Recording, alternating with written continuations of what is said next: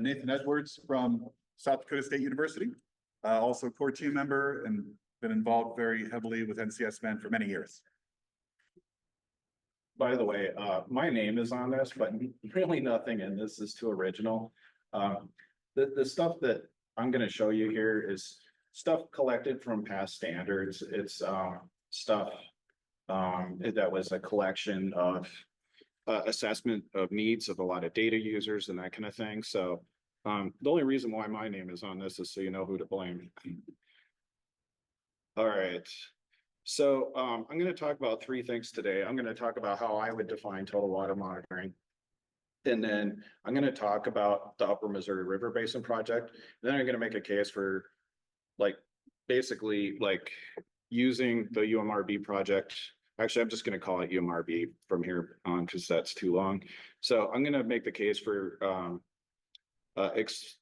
using the UMRB as a model for others across the nation.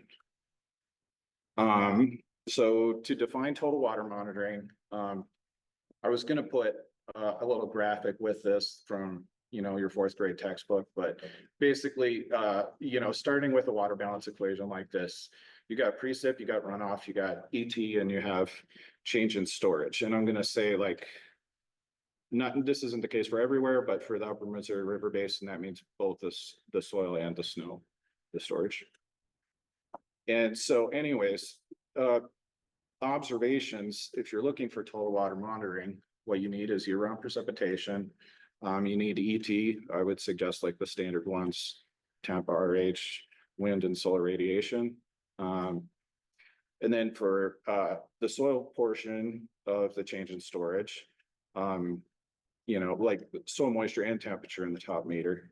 And then for change in storage in the snow,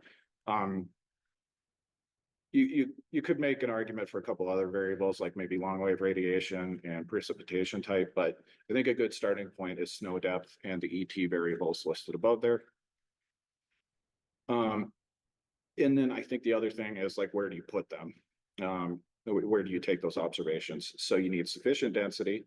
Mike had mentioned earlier about the 1 per 500 square mile grid. And they need to be representative sites in terms of the weather above ground, the soil below ground, the land cover, topography, etc. And we need to focus on long-term deployment. I think soil moisture, more than anything else that we do, it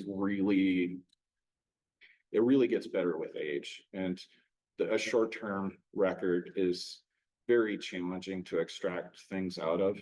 And the longer that record gets, the better it is. And then also, I think the soil needs to be characterized. We'll undoubtedly hear a lot about that throughout these 2 days.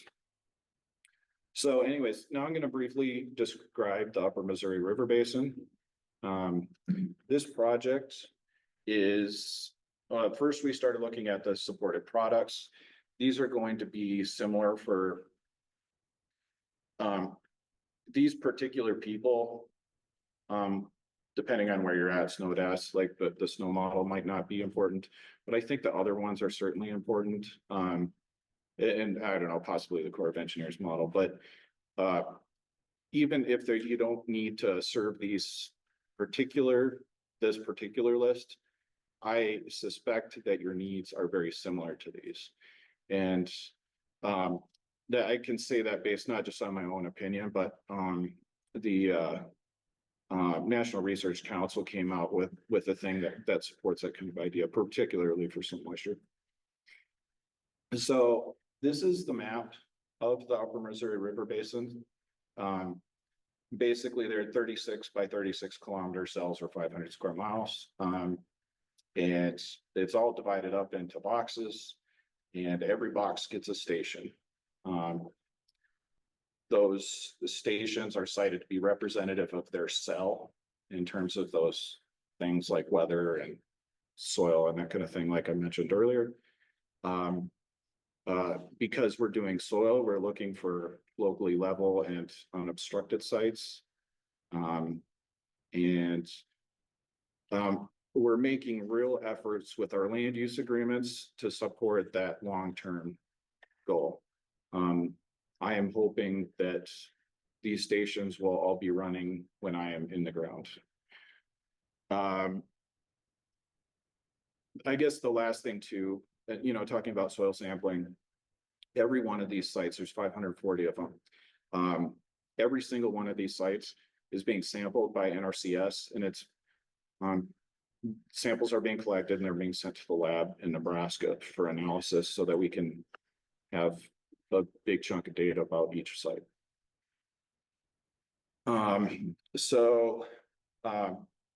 The stations themselves are the site selection of them, the installation and upgrade, the operation and maintenance, the data delivery, that's all done by 5 different Mesonets. Us in South Dakota, Montana, North Dakota, Wyoming, and Nebraska. And we're all doing this to a common standard. We're doing the same parameters. We're doing the same performance, the same sensor performance at each one. We're doing the same siting criteria, and we're delivering it in a similar format. This is an example of one of the stations. We've got 10-meter wind. We've got year-round precipitation, a weighing gauge. We've got temperature, humidity. We've got temperature, humidity, snow depth, solar radiation, soil moisture, and temperature at what I'll call the standard profile, the 5, 10, 20, 50, and 100 centimeters, like the presenter before me mentioned. We also have a camera. The camera is primarily for, if there's a question about, like if the snow depth sensor lost its 0, for example, that there's a marked, it looks like a gauge, like a river stage gauge, and we can see if, we can see how many inches are covered up on the snowboard, and we can compare that to what we get on the camera so that we can re-zero the snow depth sensor if we need to. The other thing that it's used for is to find out how consistent the snow deposition is, like the snowboard compared to the surroundings.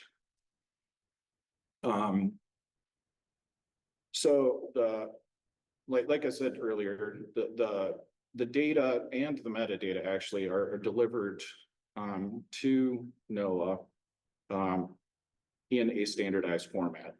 And the metadata, including soil metadata, is also in a standardized format. So the soil is actually done by NRCS. And so you can access the whole lab analysis that they do directly from them. And then a subset of that is going to be the most important for those that are doing modeling, will be available through the NWS contractor. The data will be available to all federal agencies and all federally supported research. Okay, so this is great for the Upper Missouri River Basin, but what's the case for making this bigger? One, it's huge. This is 540 stations. It covers over 250,000 square miles and portions of 7 states. It's half of the largest Huck 2 in the United States, and it's 10% of CONUS. So that is a long ways towards systematic, uniform monitoring of CONUS.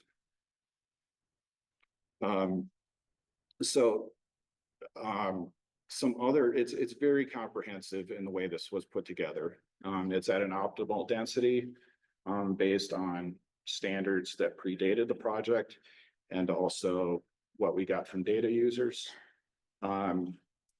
The siting criteria are robust enough, but are flexible to the degree where they can be adapted to a large number of environments.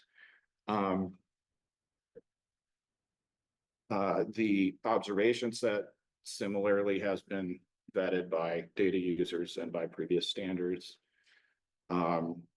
And by the way, at some of the previous standards that I'm talking about everything from AASC to the WMO standards to ASABE standards.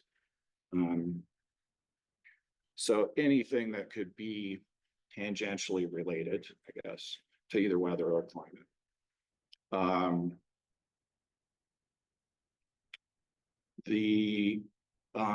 I think the idea of having a common data format and a common metadata format is huge. So there's been a whole lot of people involved in putting this together and figuring out what works from beginning to end. And there's been troubles along the way, and we figured out how to fix those. And so I'm not saying it's perfect, but it has been through the ringer pretty well. And any problems that come up are problems for a lot of people and are going to be addressed pretty quickly. So I think being able to, if you can get data that is similar to this and you submit it in a similarly formatted thing with similar metadata, you have a much better chance of getting integrated into products that are already set up to take UMRB data. It's also geographically agnostic. This was not meant specifically for the UMRB. I should have put a little bit of an asterisk on that. I did leave out Hawaii and Alaska because those are different. I guess the other thing that I wanted to say too is like, you know, maybe this is not the data set that you need, but maybe there's other things like in South Dakota, we need vertical temperature difference. So it is a flexible kind of platform where you can put the stuff that you need to serve your local stakeholders on there without interfering with this. What's it? Wow. Oh, okay. Also, this leverages like this huge multi-agency partnership that we built up. It includes the Mesonets. So we're developing a community of practice with the 5 of us in terms of problems that we're facing, instruments that we use, all that kind of thing. Working with the Corps of Engineers who's funding this installation. We're working with the National Weather Service to make sure that they're buying the data from it, and they're doing the data handling through a contractor. So those two are our customers in the most direct sense. And NRCS is really important too for getting the soil sampled. And then the other thing too is, I think in general, as a community, those of us that are producing data need to be in better communication with those that are using our data. Specifically, I'm not talking about like the producers and stuff like that. I think we generally do a pretty good job of that, but I think we need to like make sure that people that are running models that make derivative products from our data, to make sure that we're getting them what they need and that we are giving them the easy button to implement our data. So there's the alphabet soup of standards that I mentioned earlier. We're really focused on operational effectiveness. I would say it's research grade data too, but we really got to get the data used, and that is the importance of all the standardization that we've worked in, and the needs assessment that we did of the data users, and the data flow pipeline that we've created. So what does this look like? This is somewhat similar to what Mike showed earlier. You can see how much is getting filled in. You don't need to pay attention to the colors. That's the 540 stations though, that will be filled out in the Missouri River Basin. And I would like to see every 500 square mile square on here get filled in, you know, with total water, precipitation, ET, and soil moisture and snow depth if you need it. So this is, I think a good analogy on this is the interstate highway system. I don't think people realize this. The states are the ones that they built and operate the interstate highway system. It's done by federal money, or in some cases a mix, but it's done. The important part I'm trying to get across here is it's a federal standard that is implemented and operated by the states. And I think that makes a really good model. That this again is also a stolen analogy, but it's a good one that I couldn't pass up. And then also I think it's good that we're numerous networks, but if we're numerous and varied, then it's a recipe for two things. It makes it difficult for data users to implement us if we're not similar in our output. And then it also makes us, like in a challenging funding environment, if we're seen as different components of the same infrastructure nationwide, one network is less likely to get picked off from others. So that's the Benjamin Franklin quote there. I think there's strength in numbers, and I think another part of that you can draw from the interstate system is we need to view ourselves as infrastructure. Infrastructure, I mean, I'm not saying that research funding should go up and down whimsically, but even outside of the scientific community, it's viewed that infrastructure needs to be consistently supported, and that there are real problems that you make for yourself if you don't. So that's all I've got. All right, thank you, Nathan.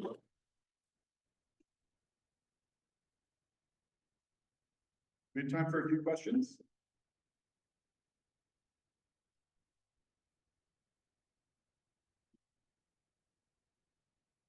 Thanks, Nathan. That was really interesting. I was just really impressed with the scale of this monitoring work.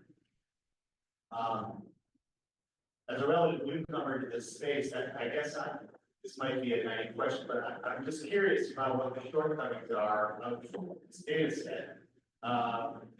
You know, given the scale that you were showing us, and then the earlier speaker had a slide showing the relative velocity of data in Louisiana, for instance. 9 stations, I think, shown on your slide. What are the differences between those stations and the stations you're talking about? And what's the difference? What explains the difference in scale between the network, rigorous network we're describing, the upper Missouri versus a state like Louisiana? Are there fundamental differences in sensors that make it more expensive to build that network of the type that was being discussed in Louisiana versus the water? Yeah, that's a good question. So I think to repeat the question back for those online, and correct me if I'm wrong. The question is, one, what about the density and how can that be applied to other places? And then the other question was going towards the instrumentation. And so I'll go up back to my picture here. These are expensive stations.